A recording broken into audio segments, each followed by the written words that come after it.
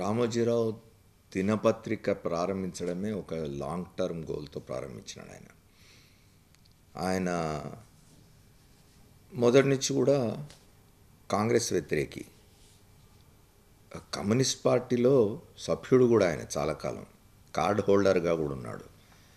ఆయన 82లో ఎప్పుడైతే ఎన్టీ రామారావు రాజకీయాల్లోకి రావాలనుకున్నాడో అప్పుడు దాన్ని ఒక ఆసరాగా తీసుకొని ఎన్టీ రామారావుని బలపరిచి, అప్పుడు మీరు 82, 83లో ఈనాడు దినపత్రిక చూసినట్టయితే అది ఎన్టీ రామారావు ప్రారంభించిన తెలుగుదేశం పార్టీకి ఒక కరపత్రిక లాగానే ఉండేది.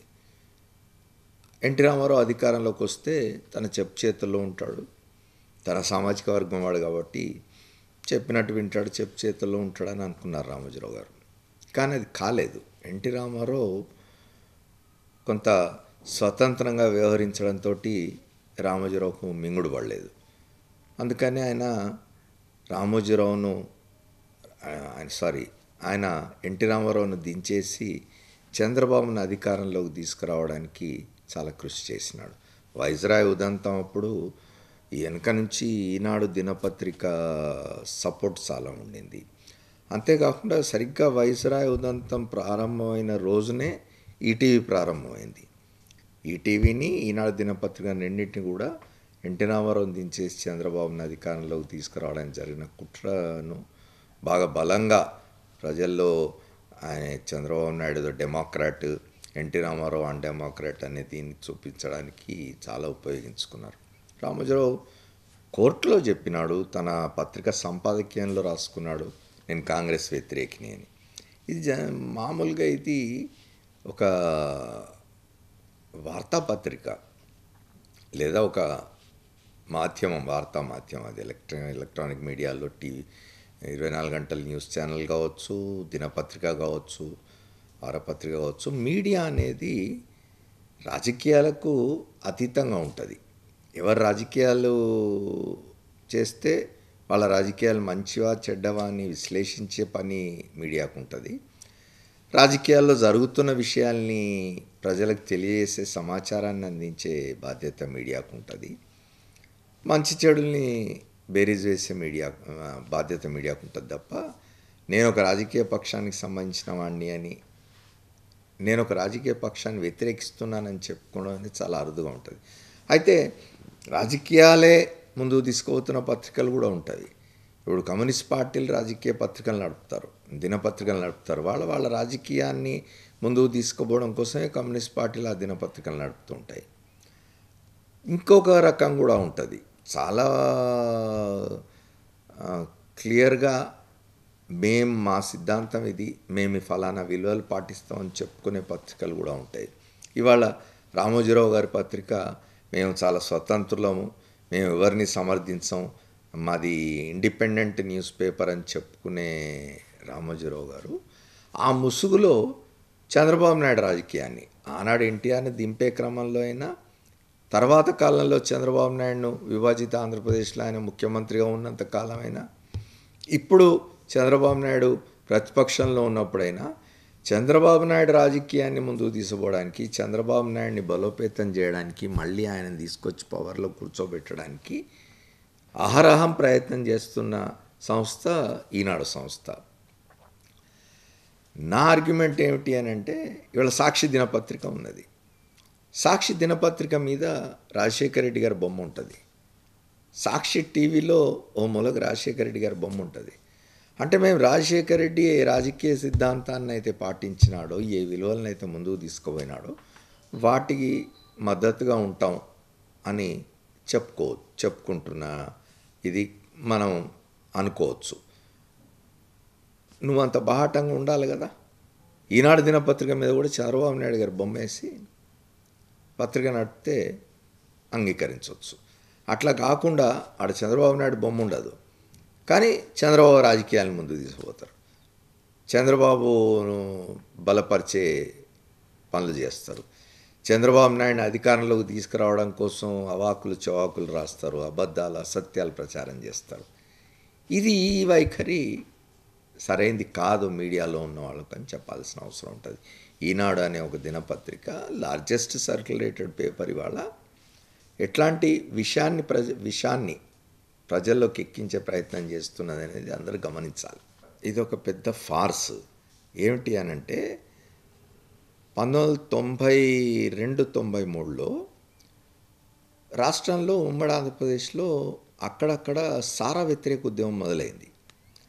దానికి కారణం ఏంటంటే మహిళలు విసిగిపోయారు, సారా ఏరులై పారుతున్నది, మగవాళ్ళు దానికి మానిసై కుటుంబాలు పట్టించుకోవడం లేదు అని ఓ ఉద్యమం అది ప్రారంభమైంది. అది చాలా చిన్న స్థాయిలో నెల్లూరు జిల్లాలో దూబగుంట అనే చోట రోసమ్మ అనే ఆవిడ లీడ్ తీసుకొని ఆమె ప్రారంభించిన ఉద్యమం, ఆమె స్ఫూర్తితోటి ఆమె ఇన్స్పిరేషన్ తోటి కొన్ని చోట్లకు పాకింది, ఉద్యమం జరుగుతున్నది.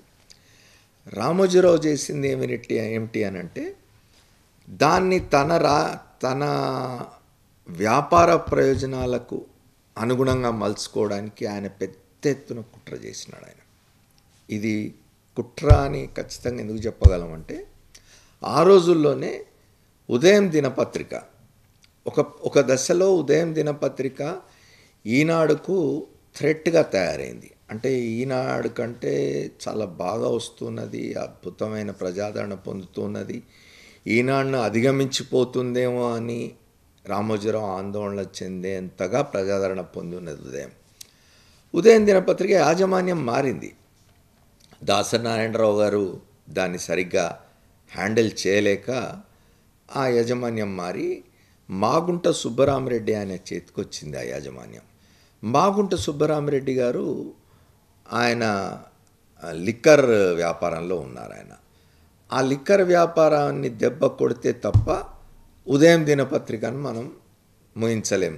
ఉదయం దినపత్రిక అనేది శాశ్వతంగా పడితే తప్ప ఈనాడుకు మనుగడ లేదు అని చెప్పి రామోజీరావు ఏం చేసినారంటే ఈ మద్య వ్యతిరేక ఉద్యమం, నిజానికి జరిగింది సారా వ్యతిరేక ఉద్యమం, సారాకు వ్యతిరేకంగా దూబగుంటలో రోషమ్మ ప్రారంభించిన ఉద్యమాన్ని ఈయన మొత్తంగా మద్యం వ్యతిరేక ఉద్యమం అని చెప్పి, అప్పట్లో నేను ఒక దినపత్రికలో చీఫ్ రిపోర్టర్గా పనిచేస్తున్నాను, బ్యూరో చీఫ్గా.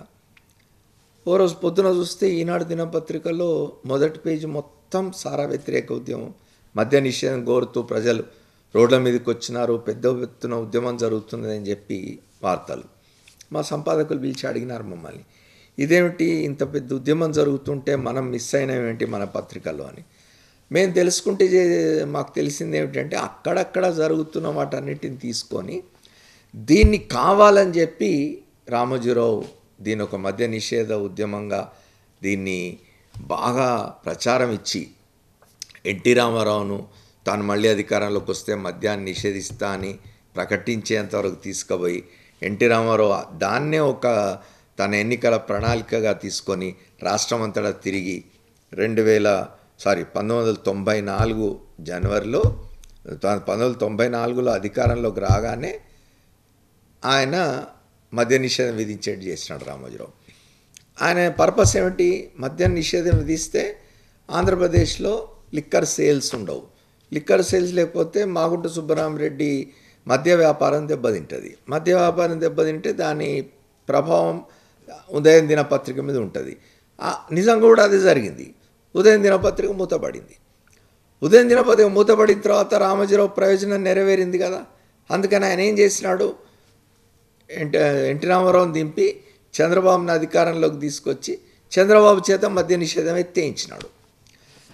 మద్య నిషేధం పట్ల నిజంగా రామోజీరావుకి అంత చిత్తశుద్ధి ఉంటే ఆయన పత్రికలో పేజీల కొద్దీ మద్య నిషేధాన్ని సపోర్ట్ చేస్తూ వార్తలు పరిచిన రామోజీరావు మరి చంద్రబాబు ముఖ్యమంత్రి అయినాక మద్య నిషేధాన్ని ఎత్తేస్తే ఉద్యమం ఎందుకు కొనసాగించలేదు?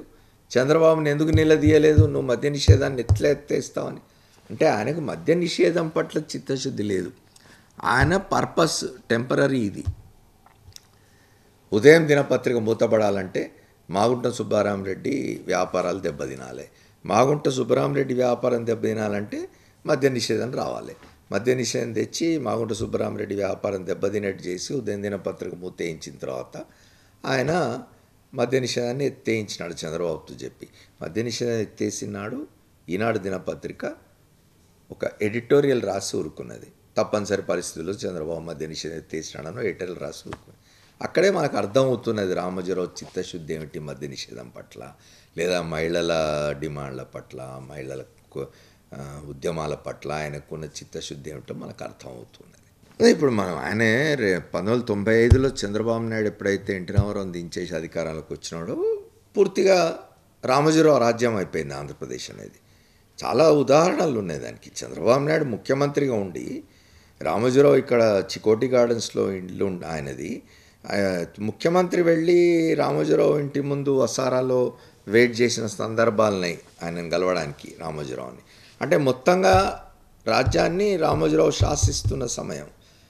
2004కి వచ్చేసరికి 2002లో నుంచి మొదలైంది. రాజశేఖర రెడ్డి గారు పాదయాత్ర చేసినారు, అద్భుతమైన ప్రజాదరణ వచ్చింది.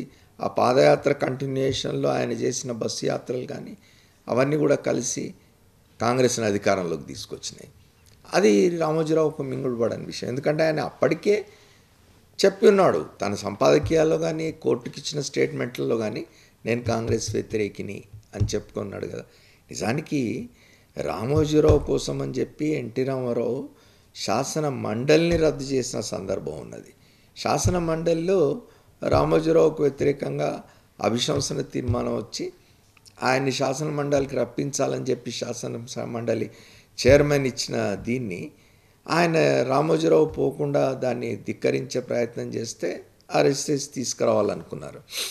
అప్పుడు ఎన్టీ రామారావు మండలిని రద్దు చేసినాడు రామోజీరావు కోసం. అంటే రామోజీరావు యొక్క ప్రభావం కొంతకాలం ఎన్టీ రామారావు మీద, తర్వాత పూర్తి కాలం చంద్రబాబు నాయుడు మీద ఎంత ఉందో మనకు అర్థమవుతుంది.